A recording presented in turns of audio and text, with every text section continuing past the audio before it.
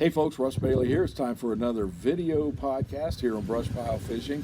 We're doing this one live from beautiful Dale Hollow. It's the middle of May. Weather is beautiful. We actually had a little cold front. But I want to talk today with my good friend Denny Wilbert. We're going to talk about his marinas. We're going to talk about the bluegill and red ear fishing. So you stay tuned. We'll be right back with BrushPile Fishing.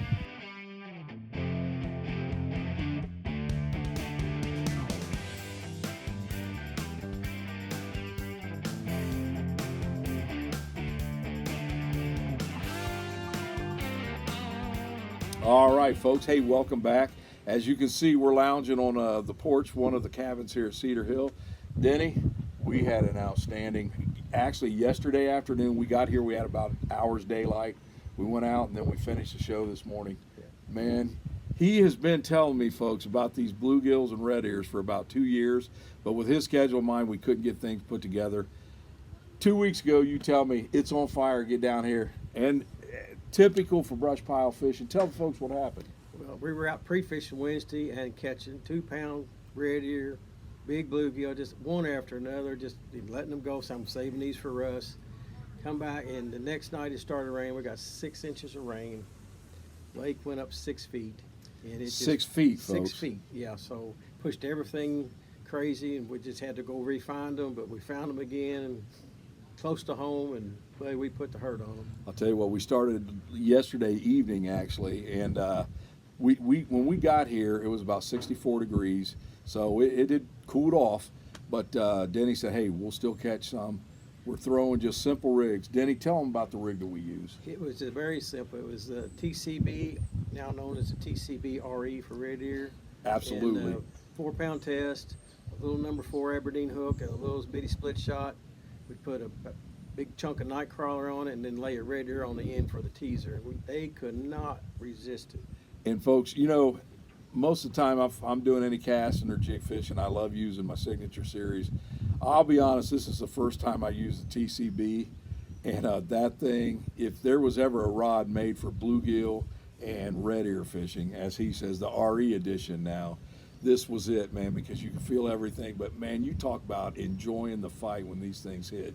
They're tiny smallmouth is what they are. They are. They hit like a smallmouth. They fight like a smallmouth, and they eat awful good. So folks, if you're planning a trip down here and you want to target these fish, Denny, we were in anywhere from what, 8 to about 13 foot, yeah. 13 foot of water, and we're just throwing that little split shot rig with that light hook out there and letting it drop over these beds. And you said, Denny, even now, you know, we're halfway through May, but keep an eye on that full moon because they're going to keep coming back on the beds. They'll do minor spawns for the next 3 months during the summertime, and then in the same bedding areas. We talked about one of the things that you look for. Of course, in the spring, you're like everybody else, getting them crappie when they're up shallow. But you said the key for you is what? Water temperature? Yeah, it gets at 72 is the magic number. I mean, they're just going nuts. We were at 70 last night. It cooled off. It was about 45 degrees this morning, and I think the water temperature we fished today was about 68. Yeah. So it's right there. These things are going to bust loose in the next couple of weeks, especially if you get some stable weather patterns. Yeah. So, but Denny, I wanted to talk about that, but also I want to talk about the marina business, how you got into it. And folks, it started with the promise to his mom when he was 10 years old. Tell the folks about that. We started coming here when I was 6 years old. That was 1964. I'm old. We'd come down here. My dad had worked at Ford, so we came down during the shutdowns, and we'd stay in the Cedar Hill cabins, and we eventually stayed on the Cedar Hill houseboats, and we were just having such a great time. And I just told son, Mama, I'm going to buy this marina for you someday. And a long time, and a lot of work, a lot of stories. Got fortunate to buy this thing and rebuild it and put it back to the great glory that it deserves. I'll tell you what, Denny owns, of course, Cedar Hill. He also owns Dale Hollow Marina. And when you see the television show we did, in the opening, I refer to him as the hardest working man in Tennessee.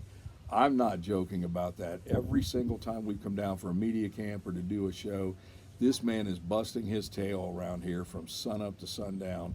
And the reason he does that, he wants his place to be the best on the lake, but he also wants to make sure when you come down, you enjoy it. And Denny, you keep telling me, though, Man, Russ, one more year, and I'm gonna take it easy and fish all the time. Well, I haven't seen that year yet. It's one more year. One more year. Denny, tell the folks, not just do you have the cabins, but what are some of the other things you have to offer? We've got awfully cabins. We have a great floating cabin, and I think that's the future, is building some more floating cabins. We have houseboats. We have hotel rooms. We have little fishing cabins. It's just like a open area with 2 beds, a bathroom, the kitchen. They're really popular.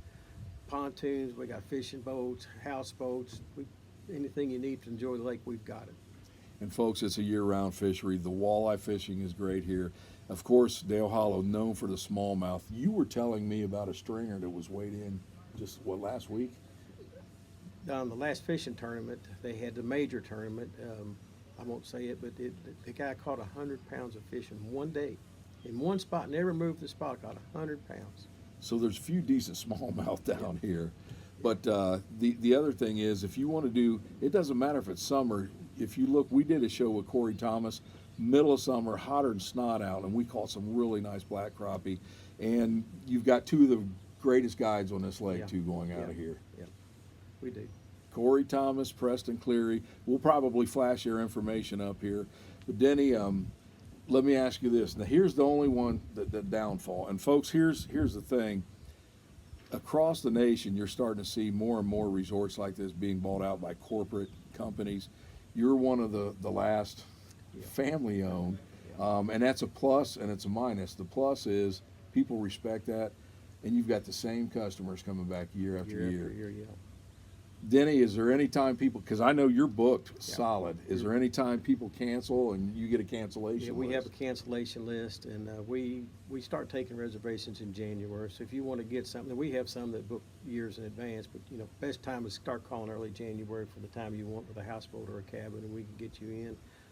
During the late fall and the early spring, where cabins are open, and we have a lot of fishermen here, and so just I beg you to come down here and share what we have, because it's spectacular. It's beautiful, and like I say, this man will take care of you, him and his staff. Folks, if you want references, check out some of the guys that's been to our Crappie Academy down here. Ask them. Don't even, we'll give you their number, see what they have to say, because you just can't get a better place to stay. And Denny, right now, I notice you're doing a lot of work. You had some storm damage. Yeah, Mother Nature gave us a good hit over at Dale Hollow and tore up some of our older docks, so we decided to start over with that and go rebuild it, and we're in our final stages of that. And I keep saying this is the last year for construction. Last year. Just like you're going to retire. Unless Mother Nature says different, but we think we've got it built to take most anything that she throws at us, so cross your fingers, because I like to fish. Well, folks, I really wanted to do this podcast, introduce you to Denny. Again, check out Dale Hollow, go to the website, check out the Facebook page, check out our Facebook page or our shows that we've done down here. If you come down here once, the only problem is you're hooked, and you'll be down here several times after that. So, Denny, I appreciate you joining us, my Always friend. good having you, sir. All right, Cedar Hill Marina, Dale Hollow Marina, give Denny and his crew a call. They'd love to have you down there, and it's something that you'll definitely love.